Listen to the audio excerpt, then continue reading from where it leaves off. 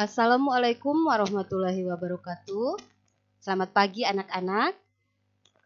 Kembali berjumpa dengan Ibu untuk membahas pelajaran IPS kelas 8. Semoga kalian semua dalam keadaan sehat. Oke, kali ini kita akan membahas tentang pengembangan ekonomi maritim Indonesia. Sebelum kita membahas tentang ekonomi maritim Indonesia, ada beberapa hal yang ingin Ibu tanyakan ke kalian. Kalian tentunya suka bermain ke pantai, ya kan? Atau ke laut. Nah, atau kamu pernah tinggal di dekat laut?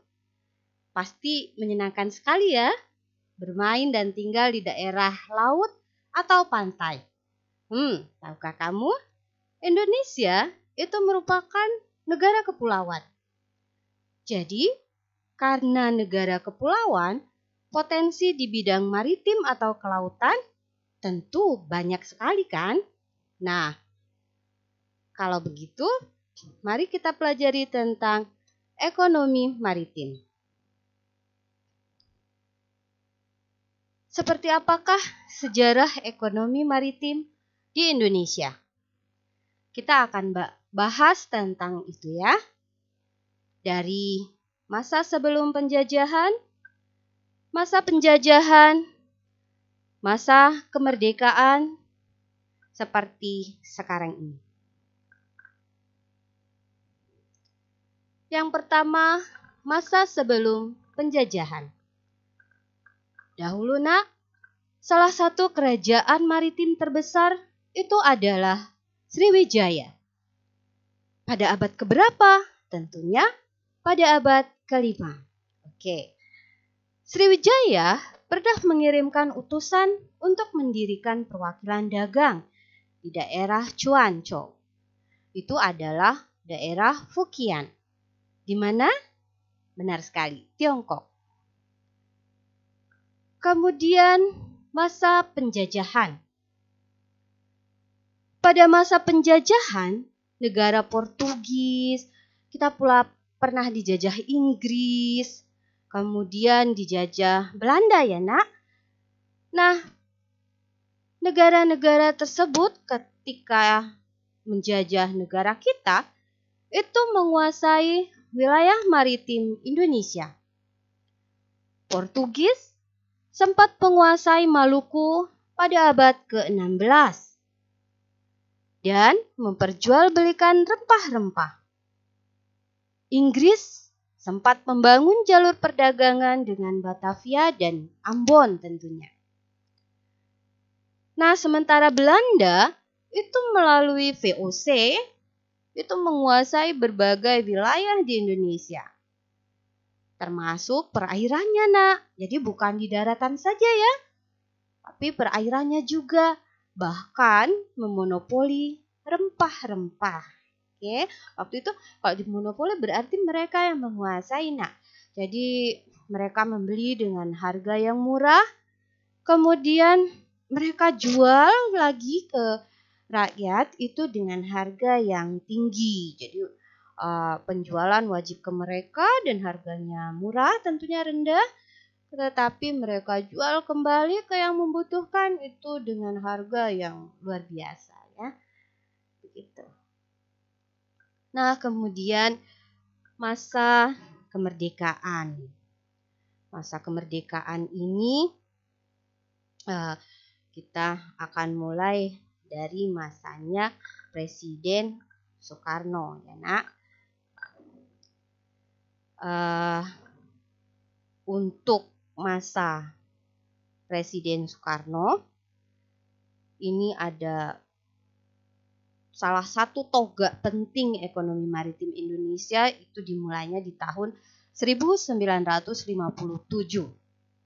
Ada yang namanya Deklarasi Juanda. Kalian tentu pernah mendengar itu.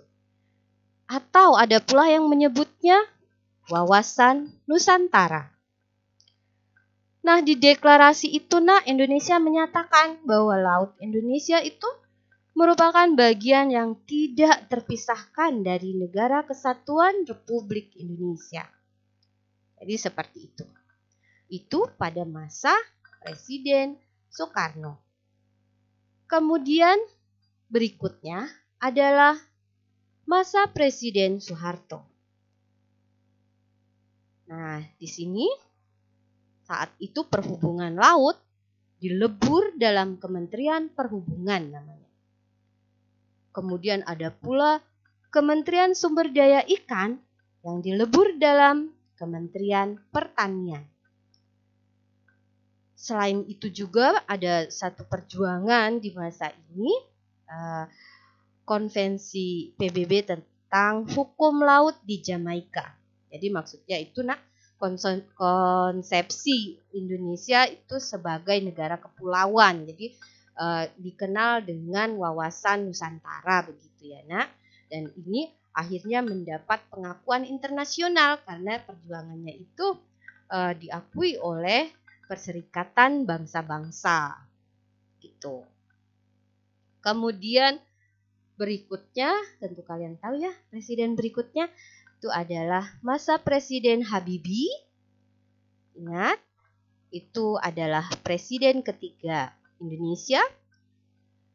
Nah, pada masa itu diluncurkan yang namanya Deklarasi Bunaken. Tahun berapa? Tentunya pada tahun Pak Habibie menjadi presiden 1998.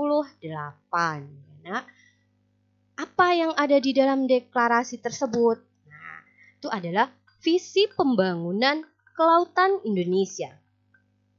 Itu yang dilakukan. Kemudian selanjutnya setelah Habibie itu ada presiden berikutnya ya nak, Abdurrahman Wahid atau dikenal dengan nama Gus Dur. Nah, ini membentuk Departemen Eksplorasi Kelautan itu pada masanya. Kemudian ada Dewan Maritim Indonesia atau yang sekarang dikenal DEKIN ya nak, Dewan Kelautan Indonesia, itu tahun 2010 ya, 2010.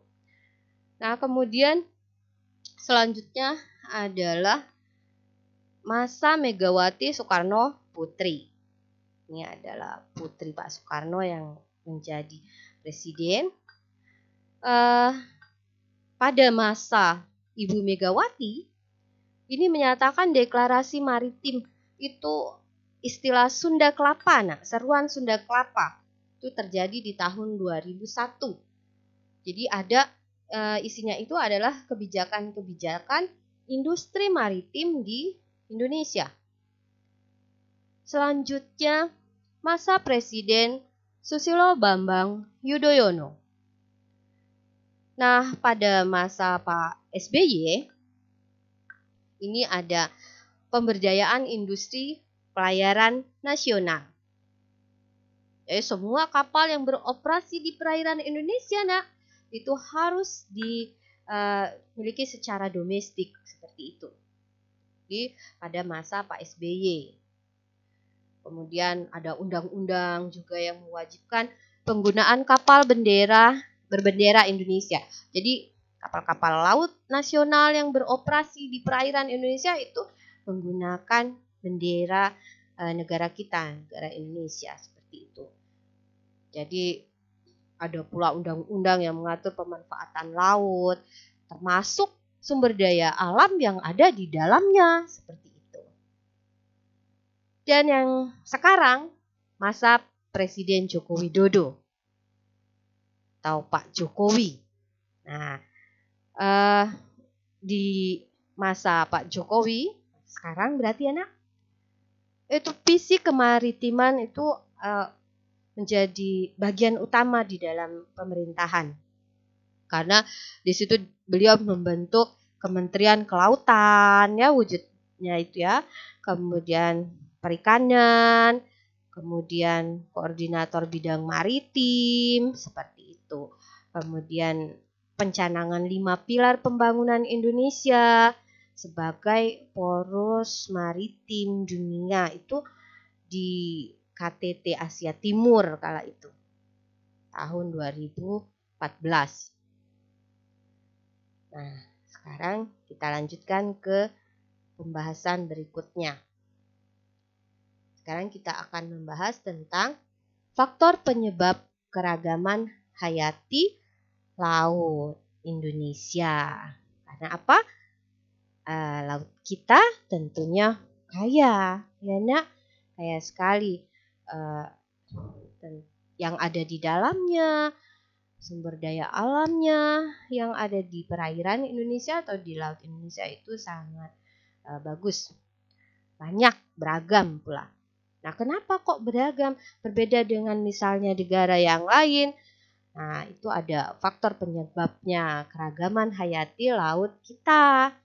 Apa saja? Yang pertama tentunya karena letak Indonesia itu nak di sekitar garis khatulistiwa. Jadi kalau di sekitar garis khatulistiwa itu berarti laut kita banyak cahaya matahari gitu. Jadi karena ada sinar matahari gitu kan. Jadi tumbuhan laut mikro maupun fitoplankton itu lebih subur. Karena apa? Karena ada cahaya matahari. Jadi banyak makanannya begitu ya. Karena apa? Fitoplanktonnya kan akan dimakan zooplankton. Dan jadi ikan kecil itu akan dimakan ikan besar. Wah, banyak berarti anak. Yang kecil banyak, yang besar juga banyak berarti. Kemudian faktor lainnya itu adalah Indonesia terdiri dari ribuan pulau. Pulau-pulau yang terpisah satu sama lain, aneka ragam hayati yang unik, itu dapat berkembang di pulau-pulau yang saling terpisah. Jadi makhluk laut berkembang di tepian laut karena nutrisi yang mengalir ke laut lewat sungai. Jadi hayati laut akhirnya jadi beraneka ragam. Tuh, karena pulaunya unik, mereka bisa berkembang dengan baik di pulau-pulau yang ada di Indonesia. Yang ketiga, Indonesia memiliki banyak gunung. Nah, kalian bisa melihat sendiri kan bahwa negara kita memiliki banyak gunung. Baik yang ada di darat maupun di dasar laut. Gunung-gunung ini memuntahkan tentunya berbagai mineral penting dari perut bumi. Nah, aneka hayati laut hidup di sekitar pulau dengan gunung. Jadi di sekitar gunung-gunung api di dasar laut. Kemudian yang terakhir, Indonesia memiliki wilayah geologis tertentu. Jadi pertemuan paparan Sunda dan paparan Sahul, di antara kedua daratan tersebut terdapat laut-laut dangkal dan dalam. Nah, ini mendukung keanekaragaman hayati laut yang ada di Indonesia. Jadi seperti itu. Nah, 4 hal yang sudah saya jelaskan itu termasuk faktor penyebab keanekaragaman hayati laut. Berikutnya akan kita bahas tentang potensi ekonomi maritim Indonesia. Ada banyak kan, Nak? Ya, betul. Ada perikanan, pariwisata bahari, energi terbarukan laut, transportasi laut, minyak bumi dan gas lepas pantai, industri, dan jasa maritim. Kita akan bahas satu persatu. Perikanan. Ikan di Indonesia itu ada yang namanya ikan demersal, ikan pelagis kecil, ikan pelagis besar, ikan karang, kemudian ada udang, lobster, kepiting, seperti itu ya. Ada juga cumi-cumi. Pernah makannya? Pernah, enak ya nak? Oke, yang mana Bu yang kelompok ikan demersal? Nah, ikan demersal itu seperti jenis ikan yang besar dan hidupnya itu di dasar atau dekat dasar perairan. Seperti itu. Contohnya yang bagaimana ikan demersal? Nah, contohnya itu nak kakap merah ya. kemudian bawal putih, kemudian ada ikan manyuk, dan kuniran. Berikutnya, kelompok pelagis. Nah, jenis pelagis ini yang bagaimana? Itu sebagian besar siklus hidupnya itu berada di permukaan perairan. Jadi dia di atas ya. Ikan pelagis kecil ini misalnya ikan layang-layang, ikan kembung ya banyak kita jumpai di pasar ya, selar, lemuru, ikan teri. Nah, itu termasuk pelagis rupanya. Kemudian ikan terbang gitu ya. Nah, pelagis ini ada pelagis yang kecil, ada pelagis yang besar. Yang tadi saya sebutkan itu adalah contoh ikan pelagis kecil. Karena kecil kan, ikan teri juga kecil. Selar, kembung kan kecil. Sementara ikan pelagis besar itu antara lain ikan tuna, kemudian ikan tongkol, nah, tenggiri. Kemudian ada ikan cucut, ikan marlin, dan layaran. Nah, ini pelagis besar ya. Jadi seperti itu. Nah, kemudian pariwisata bahari. Untuk pariwisata bahari ini, Nak, ini terdiri dari 3 ya. 3 jenis. Apa saja jenisnya pariwisata bahari? Yang pertama, penyelaman. Oke.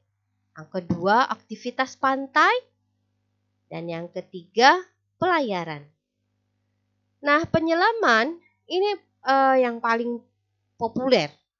Siapa yang tidak suka ya? Kalau yang hobi menyelam itu senang sekali ke Indonesia karena di situ bisa mengamati terumbu karang yang aduhai, cantik sekali. Terumbu karang negara kita ini bagus-bagus berwarna-warni. Jadi dipenuhi kehidupan air. Ada ikan-ikannya seperti itu. Jadi kawasan negara kita Indonesia ini kaya terumbu karang. Nah, di mana saja itu daerah-daerahnya? Di wilayah Buton, Wakatobi, itu di Sulawesi Tenggara. Kemudian ada Raja Ampat di Papua ya Nak. Kemudian ada Biak. Kemudian ada Sika. Sika itu Nak di Nusa Tenggara Timur. Jadi ada keanekaragaman hayati terumbu karang yang sangat tinggi, cantik-cantik. Kalian bisa lihat gambarnya di monitor ya, cantik sekali terumbu karang yang ada di Indonesia. Ini menjadi daya tarik untuk wisata bahari ya. Siapa yang tidak suka melihat cantiknya terumbu karang Indonesia. Kemudian berikutnya apa lagi wisata bahari ini? Ada aktivitas pantai. Nah, aktivitas pantai yang cukup banyak. Nah, seperti kawasan pantai Sumatera Barat, Bengkulu, kemudian Jawa Barat, Jawa Tengah, Sulawesi, Bali, Lombok, Lampung, pesisir barat itu dekat ya dengan kita, itu pun sudah menjadi tempat wisata yang dikenal oleh turis-turis baik dari dalam negeri maupun luar negeri seperti itu. Lalu aktivitas pelayaran. Berlayar berarti ya Nak. Ini biasanya secara internasional untuk pelayaran kapal-kapal layar. Jadi biasanya ada acara-acara Sail Indonesia. Kemudian pesta ya, pesta kelautan. Ini tujuannya itu untuk menyelenggarakan kegiatan Sail Indonesia yang bertaraf internasional maksudnya seperti itu. Jadi ada negara-negara lain yang ikut serta. Itu pernah diadakan di Bunaken, pernah juga di Banda, kemudian di Wakatobi. Nah, ada pernah pula Sel Komodo, kemudian Raja Ampat, kemudian Selat Karimata itu yang pernah mengadakan. Pesertanya dari luar negeri seperti dari Australia misalnya. Kemudian ada pula pernah Amerika Serikat ikut, ada Malaysia, Jepang, itu pernah ikut serta. Ini dikenal wisatawan mancanegara, gitu ya. Kemudian yang berikutnya itu energi terbarukan laut. Untuk energi terbarukan laut, ini potensi energinya itu antara lain energi arus laut, energi angin laut, energi gelombang, dan energi pasang surut. Untuk apa energi-energi ini? Nah, ini biasanya dimanfaatkan untuk mengubah tenaga kinetik atau gerak air laut menjadi listrik ya. Jadi untuk membangun instalasi pembangkit listrik. Jadi menggunakan energi arus laut dan energi pasang surut. Ini negara-negara maju yang menggunakan teknologi biasanya seperti Prancis, nah yang sudah pakai ya, Norwegia, Inggris itu sudah pakai dia, Australia, Italia, Korea Selatan, nah kemudian Amerika Serikat. Nah, semoga saja negara kita juga bisa maju teknologinya ya. Kenapa? Sebenarnya di Indonesia untuk daerah timur itu punya potensi energi arus laut. Kemudian potensi energi angin lautnya ini ada di Jawa kalau yang angin laut. Di Papua juga ada, di Sumatera Barat. Kemudian kalau potensi energi gelombang itu di selatan Jawa. Kemudian kalau pasang surut kita punya juga, di Nusa Tenggara Timur, Sumatera Utara, dan Papua. Jadi energinya ada, jadi potensinya ada kita. Hanya saja tinggal menunggu kemampuannya untuk memanfaatkan itu dengan penggunaan teknologi. Jadi belajar yang pintar ya supaya kalian bisalah mengembangkan potensi yang ada di negara kita ini. Karena ada potensinya tetapi belum dikelola dengan baik, dengan maksimal. Oke, selanjutnya kita lanjut ke transportasi laut. Pernah naik kapal laut? Oke, jadi transportasi laut ini potensinya besar ya kalau di negara kita karena negara kita adalah kepulauan. Jadi angkutan batu bara misalnya, kelapa sawit, minyak bumi dan gas, angkutan peti kemas. Nah, itu bisa melalui laut. Pemilihan laut ini sarana angkutnya itu kenapa tentunya didasari fakta kita bahwa negara kita itu adalah negara kepulauan. Jadi bermanfaat sekali untuk angkutan-angkutan yang seperti tadi Ibu sebutkan. Berikutnya, minyak bumi dan gas lepas pantai. Nah, ini juga kekayaan alam kita. Jadi pernah ada penelitian pengembangan energi dan sumber daya. Di situ mengatakan bahwa 70% cadangan migas Indonesia ini adanya di lepas pantai. Nah, jadi cadangan migas kita itu ada di lepas pantai lebih banyak gitu kan. Karena apa 70%? Berarti kan lebih dari separuh ya, Nah, dan kalian tentu tahu bahwa pendapatan negara kita dari sektor migas ini besar ya. Tuh. Jadi sangat tinggi potensinya. Kemudian yang terakhir tentang industri dan jasa maritim. Industri dan jasa maritim ini memiliki potensi ekonomi yang juga cukup besar. Apa saja contohnya? Misalnya industri galangan kapal. Kemudian ada peralatan dan mesin. Kemudian ada pula peralatan dan mesin untuk industri migas. Kemudian ada fiber optik ya dan kabel laut. Nah, ada lagi misalnya perangkat lunak untuk manajemen pelabuhan begitu ya. Dan transportasi laut.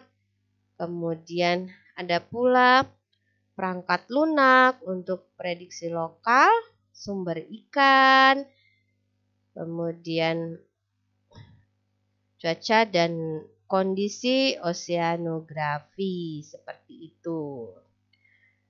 Nah, sebelum Ibu akhiri, Ibu juga ingin memberitahu tentang kebijakan pengembangan ekonomi maritim di Indonesia ya, supaya kalian tahu. Jadi ini memberikan tambahan.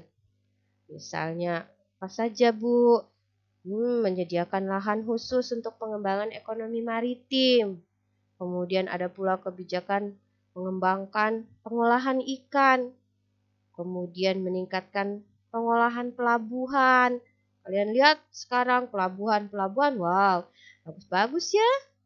Alat-alat penunjang, aktivitas pelabuhan, tuh bahkan menjalin kerjasama internasional malah. Kemudian ada pula kebijakan perbaikan sumber daya manusia dan membuka jurusan ekonomi maritim di perguruan tinggi. Tujuannya apa ini? Tentunya untuk mengembangkan industri maritim yang ada di Indonesia. Seperti itu ya. Semoga saja kalian tertarik juga. Nah, setelah mempelajari tentang ekonomi maritim Indonesia, hendaknya kalian makin gemar membaca. Jadi, ketika makin tinggi rasa ingin tahu kalian, dan kalian pula makin mandiri, nah ini akan membantu pemerintah untuk mendorong ekonomi maritim menjadi salah satu penguat ekonomi Indonesia. Begitu. Nah, itu saja materi Ibu hari ini ya. Untuk tugas akan Ibu share di WA. Tugas yang pertama itu kalian Ibu minta menjelaskan setiap sejarah ekonomi maritim Indonesia, berarti setiap masa dari masa penjajahan, sebelum penjajahan, serta masa setelah kemerdekaan, seperti itu. Itu kalian jelaskan kembali. Kemudian yang kedua, kalian pula akan menjelaskan faktor penyebab keanekaragaman hayati laut. Kenapa kok di laut kita ini beragam sekali gitu ya hayatinya gitu kan.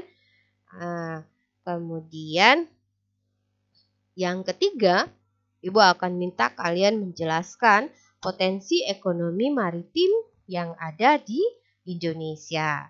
Dan yang keempatnya, yang terakhirnya, Ibu ingin kalian menjelaskan apa saja kebijakan pemerintah yang berkaitan dengan ekonomi maritim. Oke, itu saja materi kita kali ini. Selamat belajar. Semoga kalian semua sehat, tetap semangat. Kemudian ingat, belajar yang tekun ya nak, yang rajin. Kemudian tingkatkan pula ibadah nak, karena kamu punya waktu yang banyak di rumah. Terima kasih sudah menyimak dengan baik. Ibu akhiri, wassalamualaikum warahmatullahi wabarakatuh.